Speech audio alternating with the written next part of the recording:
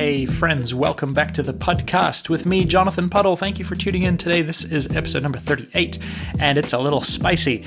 If your children are going to listen to this one, you may want to prepare yourself for a robust conversation around sexual intimacy in marriage, which is a good conversation. You should have that conversation with your children. I have had a number of conversations around sexual intimacy with my children, and I encourage everybody to do the same. Hey, listen, if you've ever struggled with anxiety or depression or panic attacks, join me next week and going forward for a book study. We're studying Sarah E. Ball's book, Fearless in 21 Days, A Survivor's Guide to Overcoming Anxiety. Sarah is actually a contributor to Sheila's blog, Sheila being my guest on the show today. So they do some writing together. There's just a bunch of really cool Canadian women producing great content at the present time, and I commend them all to you. Listen to this podcast and then go check out toLoveHonorAndVacuum.com for Sheila's writing as well as Sarah Ball's writing, who is the author of the book we're studying next week. I'm excited for you to listen to this. I'm excited for your marriage. I'm really passionate about marriage. It's wonderful. It's hard. It's challenging. It's exciting. It's many, many things. And I pray that your marriage would be enriched by this. Oh, and once again, I have offered some summarizing thoughts at the end of this podcast about one of the subjects that we discussed together. I offered a few closing thoughts on that matter at the end, which you can hear at the end.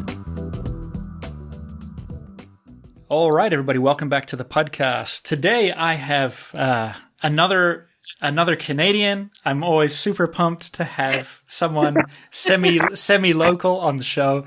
I've got speaker, author of a number of books, including The Good Girl's Guide to Great Sex. She runs the popular blog To Love, Honor, and Vacuum. It's Sheila Wray Gregoire. Thank you for joining me on the show. Yeah, how's it going, eh? How's it going, eh? So Sheila, you're in Belleville, or? Yeah, Southern Ontario, halfway between Toronto and Ottawa. Fantastic. Yes, that's Toronto with two syllables, starts with a CH. That's how you know you're Canadian. My best friend grew up in Belleville. He lives in Kitchener now. And I'm in Guelph. So Hooray for small town Ontario. Yes, right across the 401. We're all connected. Exactly. So what have you been up to lately? You're traveling a bunch and you're speaking. You've got, I think, 6 or 8 books now. What's new and exciting in your world? Yeah, well, I mean, the blog is where I spend most of my time. You know, To Love, Honor, and Vacuum, when you feel like marriage is more of a to-do list instead of a passionate adventure. And so it's how to make it more of a passionate adventure. And I find myself, just trying to get away from a lot of the pat answers that the church gives about a lot of things. And I think that's why the blog keeps growing and takes a lot of my time. And it's a lot of fun because I get to tell people what to do and I get to comment on current stuff. And I love that. So, just in case you don't know To Love, Honor, and Vacuum, I mean, you cover the gamut from, what does a leadership look like in the home to how to have multiple orgasms. So, there's a pretty broad spectrum of marriage. Yeah, I do a lot of stuff on sex for sure, because I think that was just my niche. And once I started writing more about sex, it's funny how many more people started reading the blog, especially men.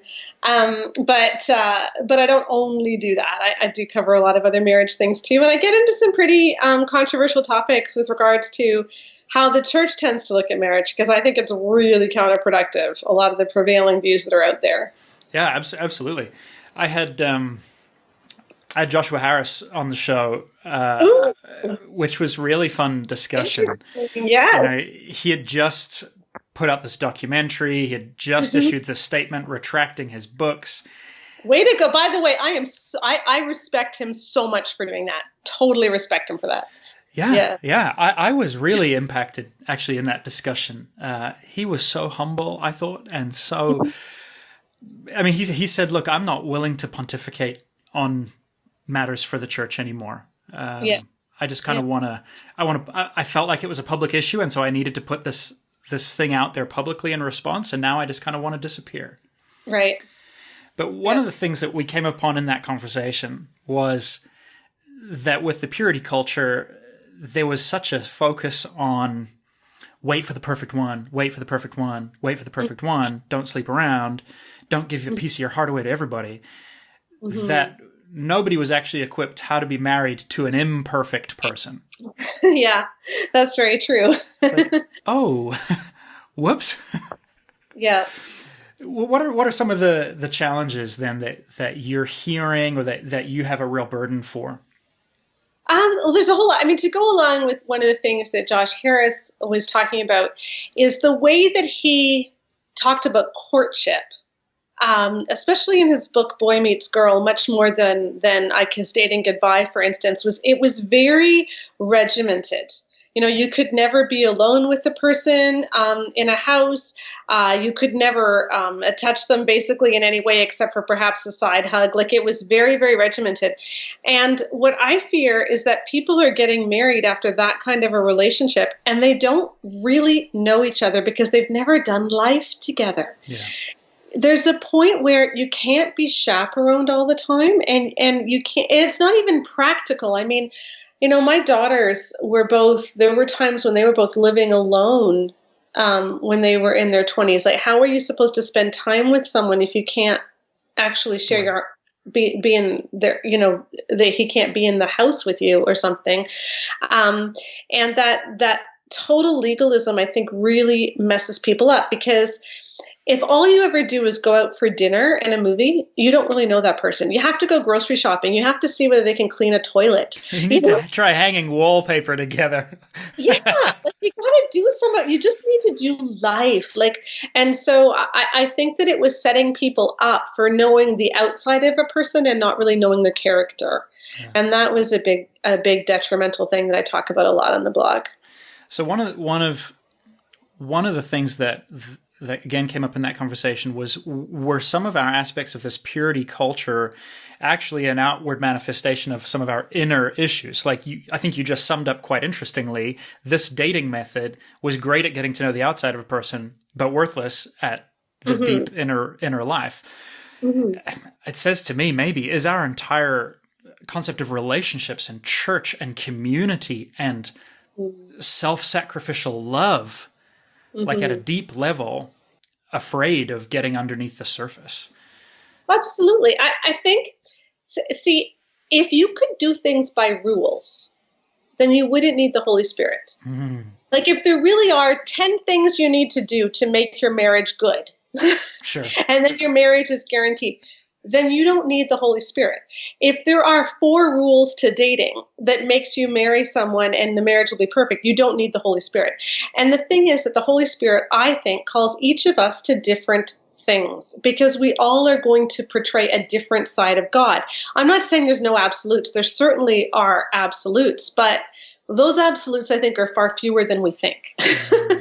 And I think that we are too busy trying to get every relationship to look a certain way, rather than asking, what is it that God is trying to show in this particular relationship? Because it might be quite different. Yeah. You know, there are some okay, to give an example, when our kids were little, I did probably 95% of the housework. And to this day, I do 100% of the cooking.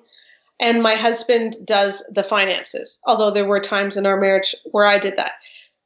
That's not because we believe that the woman is supposed to do the housework. It's because when our kids were little, my husband was working 120 hours in his residency at the hospital for sick children. And when he was home, I really wanted to spend time with him, and I wanted him to spend time with the kids. And so it just worked out that way.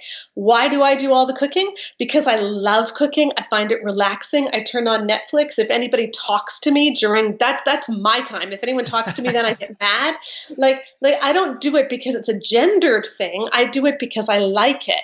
And yet so often we turn these things into gendered things, like the Proverbs 31 woman who can do all of these perfect things. And that may not be what God's calling your marriage to be. And that's okay. Yeah, that's good. Okay. Totally. It's funny. We talk a lot about that, my wife and I, and then with our friends when we're either just hanging out with friends or whether we're counseling, because I am like a really heart-forward, emotional, present guy. And while my wife has very healthy emotions, she is naturally a lot more list-based, functional. Okay, what needs to be done? So while our children know both their parents love them to bits, they know that if they want just like an unconditional, warm hug of love, they come to daddy. And if they want to be patted on the back while they watch a show or while they fold laundry and like, okay, so what's your problem and how are we going to solve it? They go to mother for that. At the present season, I'm at home working from home. So I'm cooking and cleaning and doing the laundry. I've almost always been the laundry guy. But it's like somebody told me, 100% of wives should be doing the finances. It's just better for the health of a marriage. What? Why? For what reason? Oh, because I teased something out of scripture, out of context. Oh, sure. Okay, there we go. Yeah. No. God made us so individual, and then you put two very, very individual people together, and their marriage is going to look different, and that's okay. And I don't think that the church is ready for that. I don't think the church handles that really well, and especially for gender stereotypes. I mean, one of the things that I deal with on the blog, for instance, a lot is we are so used to talking about the woman as being the one with the lower libido. But in 30% of marriages, it's actually the husband with the lower libido. And so the vast majority of books that write about sex don't even apply in 30% of marriages. And it leaves people feeling very, there must be something wrong with me. Yeah. As opposed to seeing that we're all different. Well, yeah, that's okay. I want to hear you talk more about this. I was writing an article this week. By the time this is published, it will probably be out. And I began writing how to turn your husband down for sex.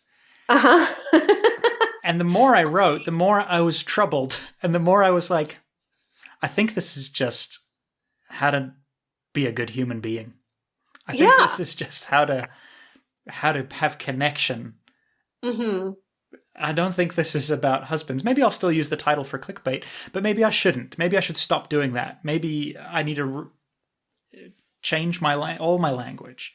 Well, I mean, I don't think there's a like I said, it still does apply in 70% of marriages. So what I often do, write posts aimed at the woman with the lower libido. I just always acknowledge that the other ones exist, and then I point them to other articles, because that is quite normal. But yeah, I think that we forget that that a lot of in the church we use a lot of short forms, and when we use short forms like gender stereotypes or these ideas that your life path needs to look a certain way, we end up excluding a lot of people that God would never exclude. And we just need to figure out a way to not do that as much and to get to the heart of the matter. Like what I always say about marriage is, like, what is it that God actually wants in any relationship? He wants it so that we are pointing each other to look more and more like Christ. And yet, what do so many marriage books talk about? They talk about how to make sure that she respects her husband and that she lets him lead. That's got nothing to do with making sure that everyone looks more and more like Christ. So essentially what you're doing is you're putting an idol in the way of what should be our main aim. And that's where a lot of marriage stuff goes off track, is because we're trying to make people look like stereotypes instead of getting to the heart of what Jesus wants. That's good. That's really good. I think I spent the first 7 or 8 years of my marriage just discovering that as a concept. Just like, okay, this is not about my sexual fulfillment. Wow, that was eye-opening. And yet there is wonderful sexual fulfillment, but it's not about that. Right. B, it's not even about my happiness. Oh, hold on. It's not about me. Interesting. Yeah. And then, it's kind of like, I feel like God gives us this to learn and then gives us children to just hammer it home. To hammer it in. Yeah. So, one of the marriage books I was given, we were given and we read. And this was given to us by a wonderful man who meant so well and was on his 4th marriage. Oh, and okay, I'm scared now. and said to me, "Son, don't make the mistakes I've made," and handed me Love and Respect. Now, I've never figured out how to pronounce Emerson's last name. I'm not even sure I'm doing it right either, because I've been talking about this so much since I wrote a series about this. I say Egrich, but I could be totally wrong. Maybe it's Egrix or something. I don't know. Okay, well, at least we're pretty much the same. Egrix, okay. Egrich. So, Dr. Emerson Egerix, let's say. Yeah. God bless you, sir. Forgive us for mispronouncing your name. Yes. So he writes this book that basically is like, men don't need love, men need a sense of respect, and women don't need that, they just need to feel loved. And there were aspects of that message that I felt like, yeah, that feels about right. That makes sense to me. Like in some of the examples of like, there was a story of a guy who, his wife doesn't respect him. Or at least that's the way he feels. And she comes to his office one day and sees the way that all these other people respect him, and she's really convicted about the way she treats her husband, because all these other people look up to him with honor and respect. And I remember reading that story and being like, oh yeah, wow, that's for sure. I definitely want my wife to like look up to me in that way. And life goes on, and years of our marriage go on, and I realize, hold on, I'm lonely in my relationship. Why am I lonely with this woman who I love? Oh, hold on. My framework says I don't need love for some reason, that I just need this amorphous respect concept. I wouldn't solely put that at the feet of that particular book. I think there's a lot of baggage surrounding men and our emotional framework, and what do men need? Sex and a beer and to be left alone. Yeah. And a good food too. Yeah. Yes. I guess I'm not a great man according to that definition. So what are you hearing, and what have you encountered the pushback in that, and what have you been talking about in that message? Well, Love and Respect's a funny book because, it's the best-selling marriage book, and Keith and I, my husband and I, have been speaking at marriage conferences for over 10 years now. And that book is always on the book table, and, Focus on the Family publishes it. And I always assumed it was a great book.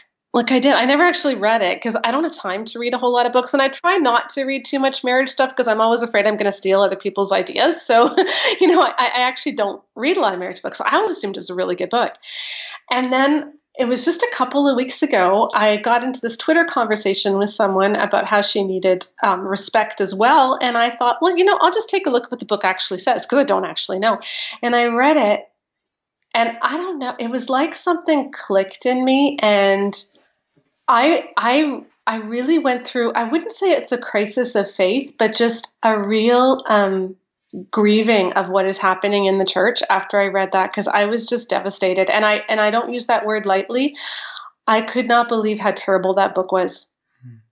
And I know that's a controversial thing to say. I know that it is a book that has helped a lot of people. But as Joshua Harris said, when he disavowed I Kissed Dating Goodbye, he said, even if this book has helped a lot of people, it's also harmed a lot. And you can't risk the harm. And that book is toxic. I was reading, I started with a sex chapter because that's what I write about. And I thought, well, I'll just see what he says about sex. Maybe I can write a post about what he says about sex. And basically, first of all, he very rarely even called it sex. He called it man's physical release. That's what he repeated over and over again in the chapter, that men need physical release. Not even that men need sex. Every now and then he would say sex, but mostly it was men need physical release. And then he said, women do not. And women will never understand how much men need physical release. And men experience respect as getting physical release. And if women don't give them physical release, they will have affairs. And then he gave all these anecdotes of people who had affairs. And if women can't understand that men are tempted to look at other women and to ogle other women, then their husbands will not be able to emotionally open up to them. And so women have to give their husbands physical release. And that's the whole message of sex that was in that book. And I'm not exaggerating. I thankfully do not remember that because that's horrifying. There's nothing in the book about how women, might need sex too, or how sex was supposed to be intimate. He doesn't even use the phrase making love. It's a release. It's a physical release. So, And our wives are just a semen toilet. yeah, exactly. And if they don't give it to them, then they're gonna look at porn, or they're going to have affairs. And because a woman can never understand how much a man needs physical release, and she will never understand that, then she needs to understand that there's really never a reason to say no. Right. So it's just blind faith, that anything your husband ever requests for in the bedroom, he requires. Right. No argument. Right. And no acknowledgement that, like I said, in 30% of marriages, it's actually her that has the higher sex drive, right? Like, no acknowledgement of any of this at all. And I just think when you look at how beautifully the Bible talks about sex, and how it's always a mutual thing, and how it's about, the Hebrew word that's used in the Old Testament is actually hauda, which is this deep knowing, this like longing for intimacy, longing to be fully known in every way. That's what the Bible talks about when it comes to sexual intimacy. And all he talked about was man's physical release. Like, that's disgusting. I'm sorry. And I'm not trying to say that men don't need physical release. I think that we do. I think that women would do a lot better if we realized we do as well, because most women don't realize that. I think that the physical is an extremely important part of sex, but it's not the only part of sex. And that's all he talked about, And then there's all kinds of other things wrong with the book too, like even just the way that he sees basically this whole men need respect, women need love thing, the way that he defines respect, which he never actually does define it. So the only way you can tell what he means is by looking at anecdotes, because he never actually says what he means in the whole book. But it looks like any time he feels like she disagrees with him, he can then tell her that she's disrespecting him. So he can label anything he doesn't like as being disrespectful. And because he's the one in authority and he's the one who makes the decisions, she has to listen. Right. So I just had so many readers writing in telling me how, I had an avalanche. I had over 1,000 comments and emails that week saying how their husbands read this book and it solidified emotional abuse. It solidified all kinds of different abuse. And it was really toxic in their marriage. And I just think it's time to say the emperor has no clothes, because I really thought when I wrote that series, I'd get a lot more pushback. Like I'd get a lot more people saying, oh no, it's a great book because it's the #1 selling marriage book, but I didn't. Like 90% of my comments agreed with me, which means I think God's doing something really cool in the church right now. And I think that together, it's okay to say the emperor has no clothes, and this just doesn't work. This is crap, Absolutely. Yeah. Oh man, that's so fascinating. It's like, I'm thinking through kind of sociologically, like what is happening. Is it that we all read that book in the first year of our marriage, and so we know nothing, and so we don't call BS on it? Yeah. Or is it that it does reinforce preconceived ideas, maybe in a certain segment of the church, around non-egalitarian kind of misogynistic thinking? I mean, it sounds like boys will be boys. It really does. And I think both those things are true. I think we do read it early in the marriage and we just assume it's right. And I think because so many people recommend it, you might read it and you might feel like something seems a little bit off here, but you assume that you're the one who's wrong. Of course. And I guess what I learned in reading that is we need to start shouting from the rooftops to trust your instincts. And if you're reading a book and you feel like it's off, it's okay to say that. That's good. Because it could be the Holy Spirit talking to you. Yeah. Joshua Harris said to me straight up, he was like, there's a lot of love of mammon in the Christian publishing industry. And the reason it took me so long to retract this book was because it was my identity. I wanted to be the guy. I wanted to be the best-selling author. And he's like, evangelicalism loves fads. So whatever it is, if it's purity culture or something else, marriage books. Yeah. Are there any books kind of counter that you feel like, yes, this captures the beauty. This is what I would much rather you read. I'm trying to find them. I mean, in terms of sex, The Good Girl's Guide to Great Sex that I wrote, definitely. And for women, my book, 9 Thoughts That Can Change Your Marriage, is very much against that whole theology that love and respect espoused. What I have a hard time finding is books for couples, and I do need to do more research. But like I said, I don't tend to read a lot of marriage books. Well, no, I totally understand. Now I feel like I have to find some to recommend. But you just need to write one, Sheila. Well, I'm thinking another one. About that. But that's another funny thing is that in the evangelical world, men are allowed to write books for couples. But if a woman writes a book, it has to only be for women. That's true. And so if you're a man sitting in the pews, you only ever hear men's perspective on marriage, whereas women hear both.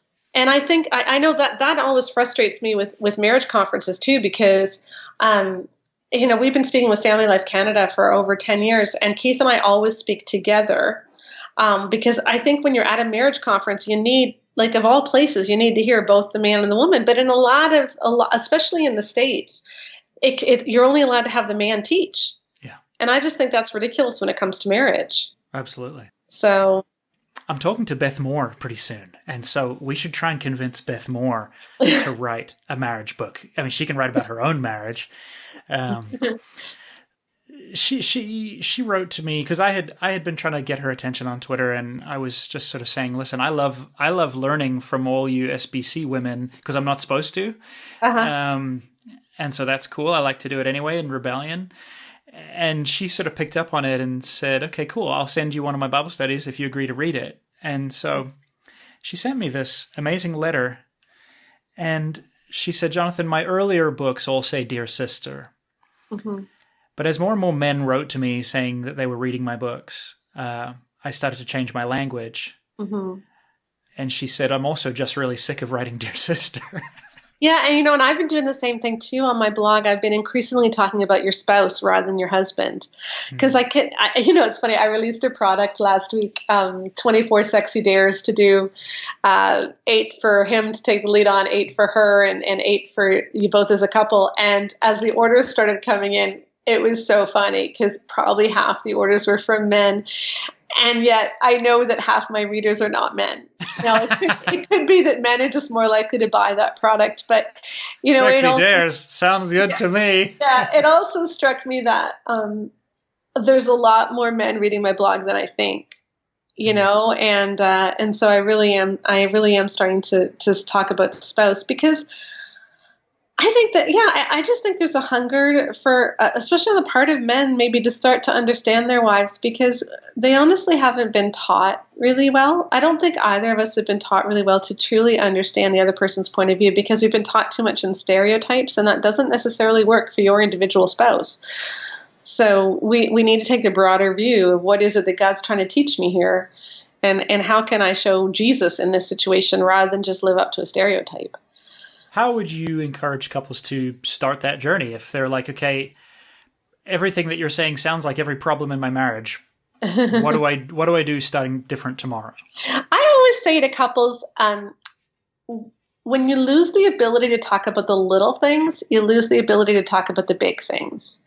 And so a lot of times people feel like we have such huge issues and we can't deconstruct them, but you're not able to start deconstructing huge things until you can just talk about little things. Like, you need to bring the tension level down in your marriage. So I think the best thing a couple can do is just start learning how to chat.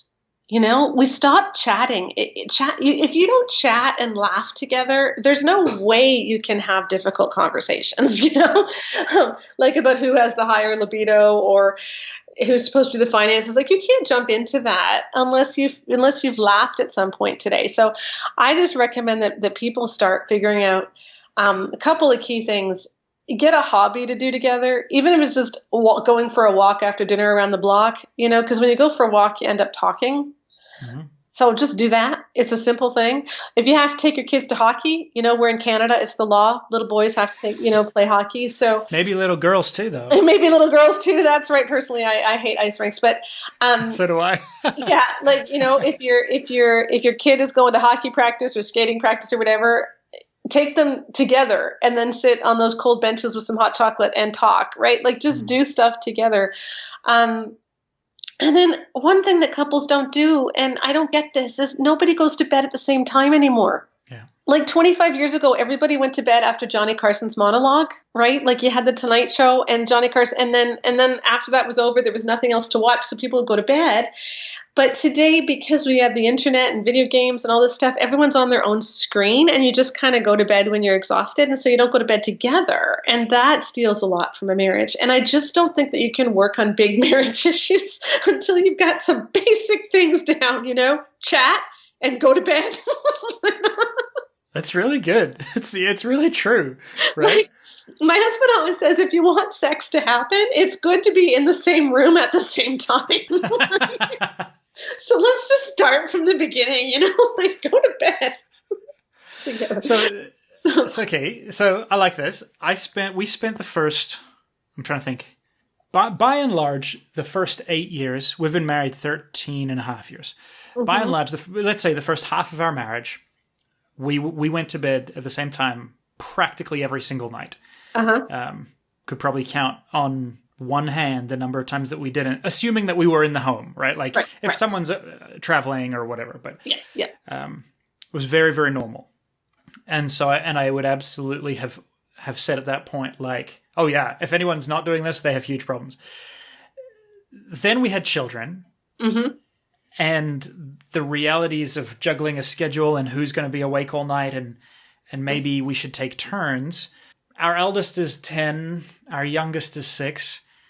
And so we've ended up, I would say probably about half the time we go to bed together. Uh-huh. And the other half the time she's tapped out and gone to bed and I'm kind of wired and up. Mm-hmm. How do you do that with the realities of young children? Yeah, it is harder. It certainly is a challenge. I think one of the biggest challenges for parents, and it's people don't believe me when I say this, and I think that I'm being heartless, but you need to teach your kids to sleep. And that can be difficult, especially if there's autism involved or any kind of special needs. And I'm not talking about those cases, although there are pediatricians who can help you with that. My husband's a pediatrician, and there are things that they can help you with. But once you're over like 6-7 months old, you can teach your kids to sleep through the night. And you just need to do that because you matter. And I think women especially have a difficult time acknowledging that we matter, but you matter and you need sleep and you need time with your spouse. And so it's just really vital that you figure out those bedtime routines early with kids. And if you don't know how to do a bedtime routine, talk to someone who's like 60 because they do, and they would love to help you. They just aren't allowed to because you're not allowed to interfere in anyone's life. But if you go up to some 60-year-old woman and say, teach me to get my kids to sleep, it'll be like their favorite thing that's happened to them all month. Okay, so... I can picture a number of women in my church, just that age bracket, and I can already see the gleeful look in their eye. Yeah. Oh, young person, I've been waiting to tell you off. Exactly. So just do that. But, and that's a struggle. And then the other thing is, some of us are night owls and some of us are morning people. And so, you do get the person who's really wired at night. And my husband, for instance, he doesn't need as much sleep as I do. As I've gotten older, I need less and less. I used to need 9 hours. Now I need about 7.5, but he only needs about 6, So what he does is he just simply gets up really early. And so that we're still going to bed together. Like we had to decide, do we get up together or do we go to bed together? Because it's going to be one or the other, But we decided for us it was more important to go to bed together. For some people, they might rather get up together for different reasons. But we decided it was more important to go to bed together. And that means that, if I need to be asleep by 11, then he needs to be up by like 5:30 every morning, or else he's not going to be tired at 11 o'clock at night. Sure. If that makes any sense. Yeah. So it does take some discipline because it means he's got to get up he gets up every morning at 5:30 just so that he can be tired around the time that I need to go to bed. There's something really beautiful about that, right? Like there's a simplicity to that I feel like you could have spent your whole marriage wrestling with because we're just different people. I'm just like this. She's just like that. Mm-hmm. We've just learned to be okay with not connecting very much. Yeah. And yet a minor tweak Yeah. that maybe some mornings doesn't feel minor to him. Right. Like, fair play. Maybe it does not feel like a minor tweak. Yeah. But in the grand scheme of things, what does that really cost him? And where's the cost benefit analysis in terms of, hey, look, now we can actually connect. Now we're synced up. Mm-hmm. And my daughter, my youngest daughter, just got married a year ago this weekend, and she married some guy in the military, and he has to be up every morning at 5:30 to go in for PT, and then he comes home at 8, and they have a real breakfast and stuff. But she gets up every morning at 5:30 with him just to make sure he gets out the door, gets him a cup of coffee. But it means that they have to go to bed earlier because if she's going to get up at 5:30, she needs to be asleep by 10:30. Even 10. That's even generous in my books. If I had to be up at 5:30, I'd be in bed by 8. She often goes back to sleep when he leaves and then gets up again at 8. There it is. And so they've had to juggle because he was never used to going to bed that early. But they've had to go to bed. He's had to learn to go to bed early just so that she can be up with him in the morning. And, it's little things like that matter because they want to start their day together. Right. So I could never do that. She's a better wife than me. I could never do that. Well, that's just her receiving the blessing of your wisdom. And as the generations grow, think what incredible sex your great-grandchildren will be having thanks to all the hard work you've put in now. I feel like even that simple intentionality is foreign for a lot of people. Are they guilty? They just they don't feel like they're worthy of putting the work. Like what goes on underneath? I think we feel like if you have to work at something, it's not natural, and if it's not natural, then it's not real. So everything should be easy, or else somehow there's something wrong with my relationship. And that's where we have really messed up in a lot of marriage advice. Because if you look at movies, the way that they portray love, everything is natural and it flows out of this, I love you so much, I'm obviously going to do this for you. And it's not very realistic. One of the ways that I think that's the most obvious and visible is the way that women feel about libidos. We feel like I can't have sex if I'm not in the mood, because if I were to, it would mean I'm lying somehow, or I'm not being true to myself. And especially in sex, I need to be true to myself. And I think what we're missing is how libido works for women. Because, if you look at any movie, TV show, whatever it is, the way that the plot goes when it comes to sex is like the couple is together and they start to pant, and then they kiss, and then the clothes come off and they end up in bed. And that's what we think that sex is, right? You pant, you kiss, the clothes, the bed. Pant, kiss, close, bed. And so a lot of women are sitting at home and they're waiting to pant. And they think, well, I'm not panting, so I must not be in the mood. But actually what a lot of research has found is that while men are mostly aroused before you start making love, the vast majority of women are not aroused until after you start. And it's that decision, okay, we're going to do this and I'm going to have an amazing time and I'm really looking forward to this, that actually can prompt your libido to kick in. But a lot of women think, well, that's not real. That's somehow fake. And I can't be fake. That's not fake. It's not fake to say, I want to have a great time.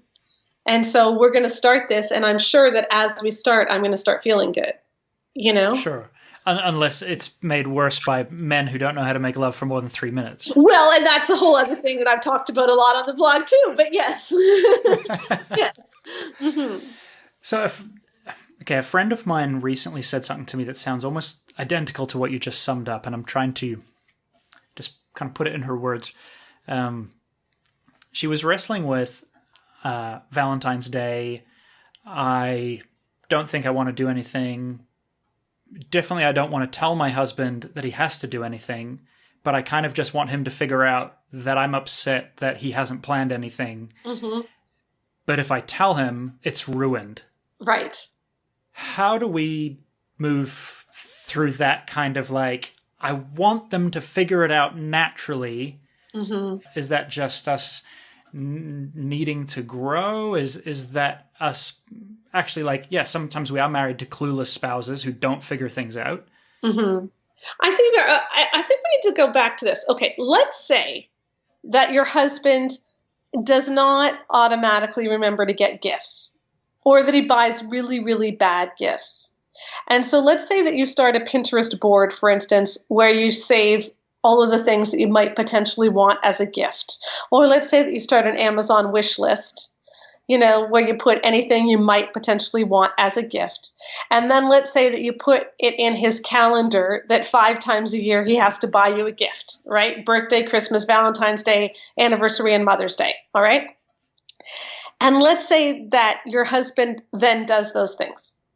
Does that mean he loves you less? Because to me, I almost feel like that would mean that he loves you more, because he's prioritizing it and he's making sure that he's doing what you want, right? Like, okay, yeah, we might want it to come out of spontaneously or whatever, but if it's not spontaneous, if he instead deliberately puts it in his calendar that he's going to remember to do these things, because otherwise he might forget, isn't that him prioritizing it and prioritizing you? Sounds like it. And yet we somehow think that that's fake. And I think we need to get away from that. I think it's perfectly okay to tell someone, look, here's what I need from you, and here's exactly what it needs to look like. For a lot of people, that makes them feel a lot more confident. Like, okay, if I know exactly what it needs to look like, I can do that. Like, that's empowering, Okay, I can do that. But if it's just, I need you to do something romantic for me. Well, what's romantic? That's scary. But if you say, I need you to buy me either flowers or chocolates, and I need a card, okay, they can do that. Okay, I can do that, Yes.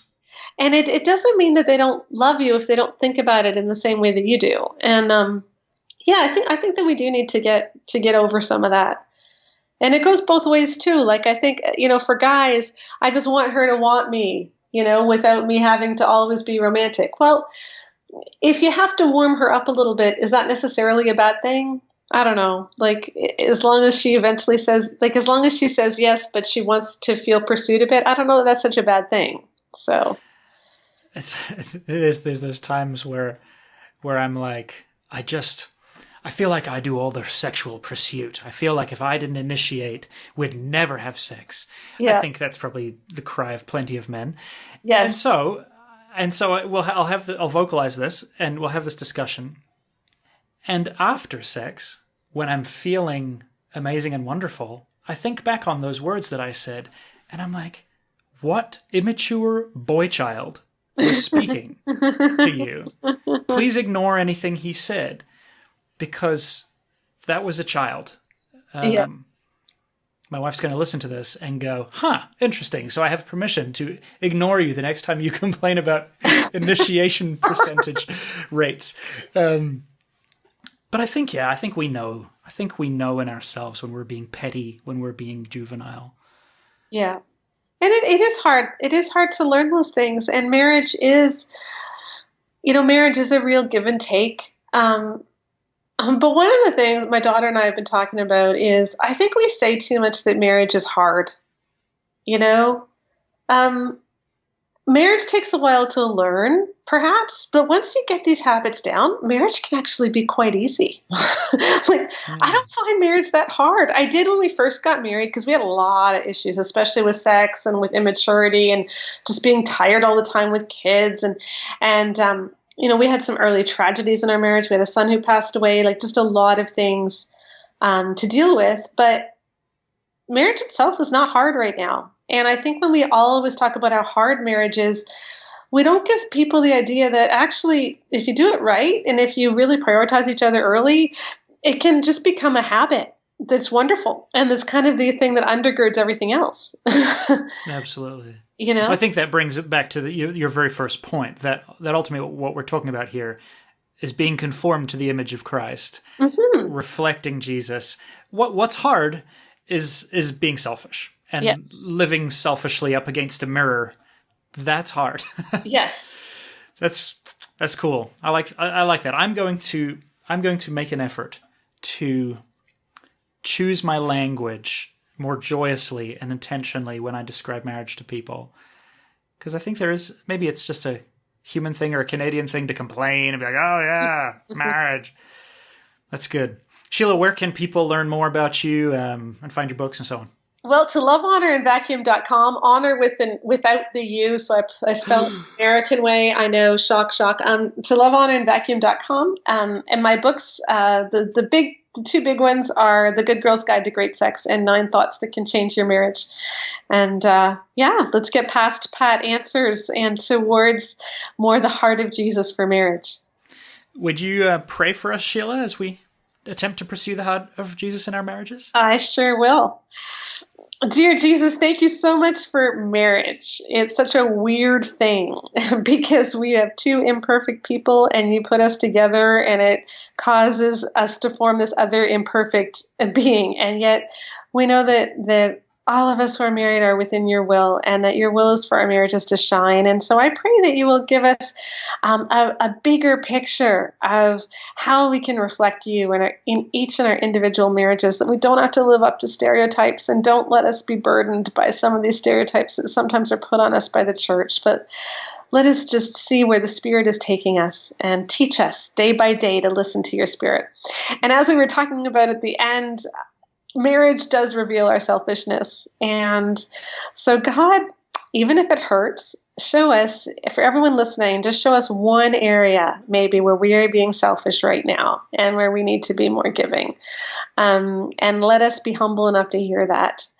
And then God, as we were also talking about today, show us maybe one thing that we can do in our daily lives that will just help marriage go a little bit smoother, whether it's our bedtime routine, whether it's taking more time to chat, whatever it may be. Just show us one thing that we can do to make our marriages closer. And God, I do pray that our marriages will be the thing that undergirds our families and makes our churches stronger so that you can change this culture through us. In your precious name, amen. Thank you, Sheila, for that. Oh, I really enjoyed that.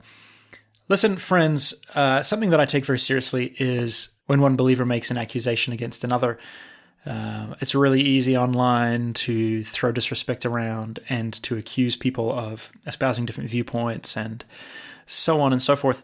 Some of you will have listened to the podcast I did with Frank Viola, where we discussed when one Christian labels another a heretic and throws them under a bus and so on.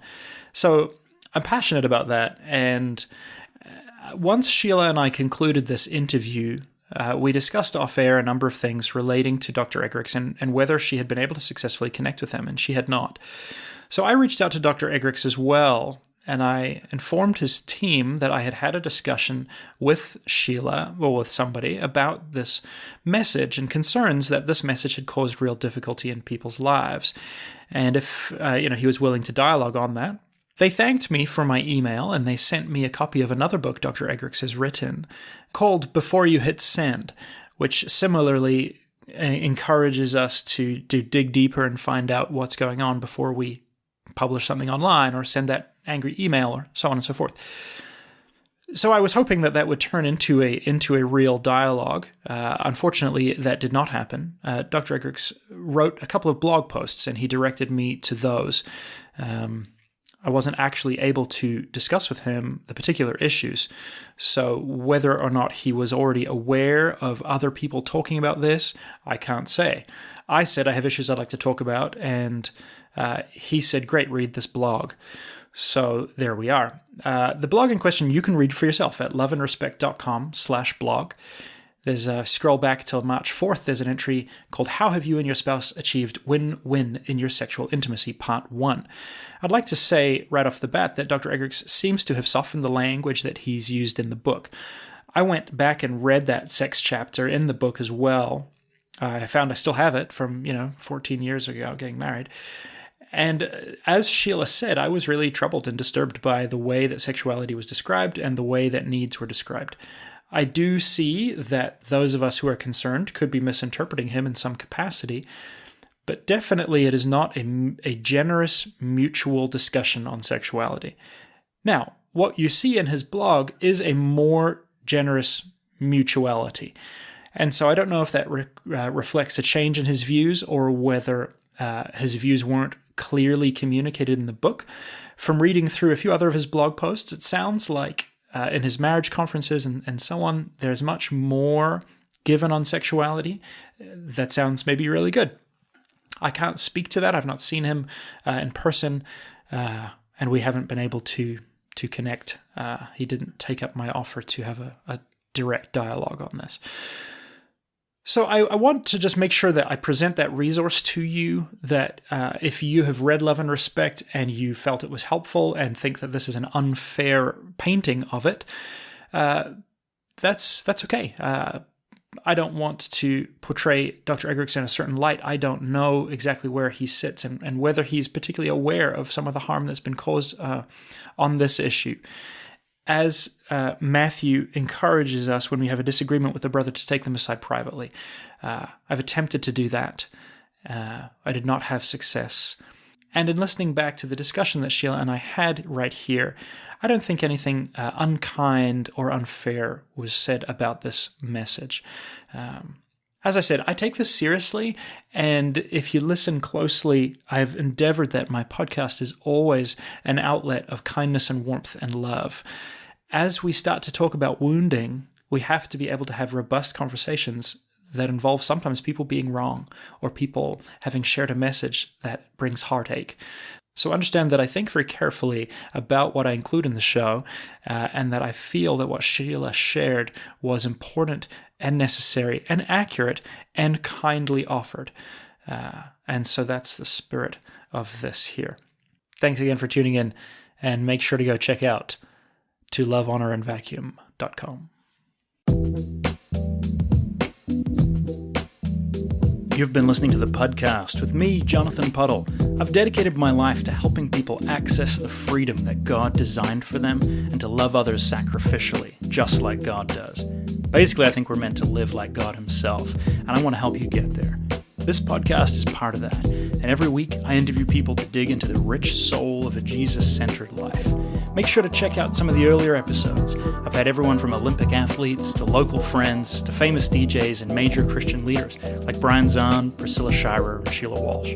If this podcast has been a blessing to you, head over to jonathanpuddle.com and grab my free book, You Are the Solution to Someone's Problem. I'm pretty sure it's going to brighten your day. And if you enjoy that too, then would you consider supporting me on Patreon? You can get one-on-one spiritual coaching from me, as well as a private supporters-only podcast with unique content that I don't make available to the public. There's a number of other benefits there as well. You'll find me at patreon.com/JonathanPuddle. Thank you so much for listening, and may you be filled with grace and peace from the Lord God, who created all things, holds all things together, and is personally invested in you.